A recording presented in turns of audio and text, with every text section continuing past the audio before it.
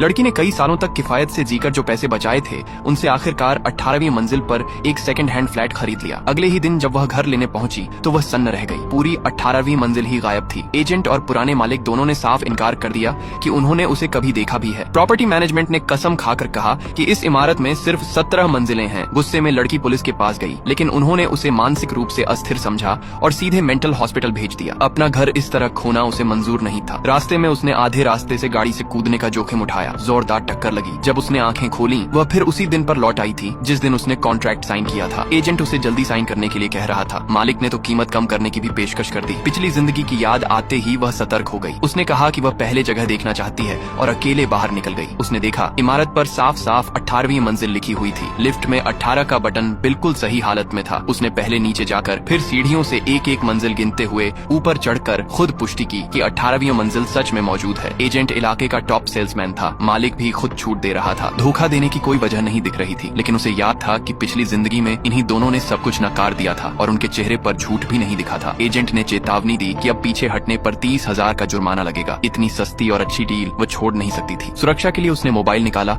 और एजेंट मालिक contract flat के अंदर बाहर सब कुछ वीडियो में रिकॉर्ड किया और वहीं ऑनलाइन पोस्ट भी कर दिया। इसके बाद ही उसने साइन किया और पेमेंट दी। डील पूरी होते ही दोनों चले गए, लेकिन उसका दिल अब भी बेचैन था। उसने फिर से मोबाइल निकाला और पूरी इमारत की रिकॉर्डिंग की। वह उसी रात शिफ्ट होना चाहती थी, लेकिन पुराने मकान मालिक ने जोर देकर कहा कि पहले सामान पैक करके आओ। जाने से पहले उसने एक बार फिर हर मंजिल ध्यान से चेक की। 18वीं मंजिल मौजूद थी। लिफ्ट बटन भी सही था। तसल्ली करके वह बाहर निकली। लड़की बचपन से अनाथ थी। सालों से भटकती रही, घर बदलती रही। आज पहली बार उसे लग रहा था कि उसका अपना घर है। उम्मीदों से भरी वह सूटकेस घसीटते हुए वापस लौटी और तभी उसकी दुनिया टूट गई। पूरी इमारत एक मंजिल छोटी हो चुकी थी। जो 18वीं मंजिल कभी थी वह हवा में गायब हो चुकी थी।